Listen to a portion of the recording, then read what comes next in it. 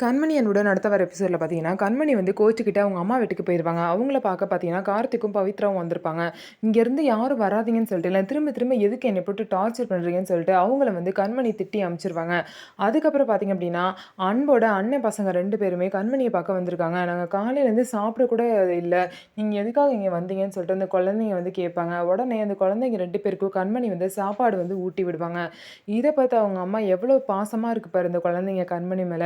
கண்மணி இப்படி விட்டுட்டு வந்துட்டாளேன்னு சொல்லிட்டு ஃபீல் பண்ணுவாங்க. அதுக்கப்புறம் கூடயே பார்த்தீங்கன்னா, கண்மணியோட அத்தை வந்திருப்பாங்க. "எதுக்காக இங்க வந்தீங்க? உங்கனால தான் என் வாழ்க்கையே இப்படி ஆயிருச்சு. இவ்ளோ பெரிய உண்மைய மறைச்சு, என்ன வந்து உங்க பையனுக்கு இப்படி கல்யாணம் பண்ணி வச்சிருக்கீங்க.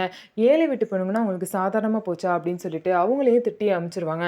அதுக்கப்புறம் நம்ம தனியா இருந்து நல்லபடியா உழைச்சு முன்னேறி வரணும் அப்படின்னு சொல்லிட்டு, கண்மணி பார்த்தீங்க அப்படின்னா, கொஞ்சம் கூட டைம் வேஸ்ட் பண்ணாம இடியாப்பம் சுட்டு எல்லாருக்கும் விக்கிறாங்க. சைக்கிள்ல வந்து எல்லாத்துக்கும் விக்கிறாங்க. அன்பு நடுவுல கண்மணிய பார்த்துட்டு கெஞ்சுறாங்க. கண்மணி பார்த்தீங்கன்னா, அன்ப கண்டுக்காம போயிடுறாங்க. அதுக்கப்புறம் அன்பு பார்த்தீங்க அப்படின்னா, அவங்க ஒரு ஸ்டாஃப் வீட்ல வந்து தங்கியிருப்பாங்க. அங்க வந்து பார்த்தீங்கன்னா, அவங்க வந்து அன்புக்கு சாப்பாடு வாங்கிட்டு வருவாங்க. எனக்கு இதெல்லாம் வேணான்னு சொல்லுவாங்க. இந்த மாரி அண்ணி செஞ்ச இடியாப்பம்ன்னு சொன்னோனே, அன்பு வேக வேகமா வாங்கி அந்த இடியாப்பத்த சாப்பிடுவாங்க. ஸோ இதுக்கப்புறம் எப்ப வந்து அன்ப புரிஞ்சுக்கிட்டு கண்மணி திரும்ப அன்பு கூட சேர்ந்து வாழப் போறாங்க அப்படின்னு சொல்லிட்டு வெயிட் பண்ணி பார்க்கலாம்.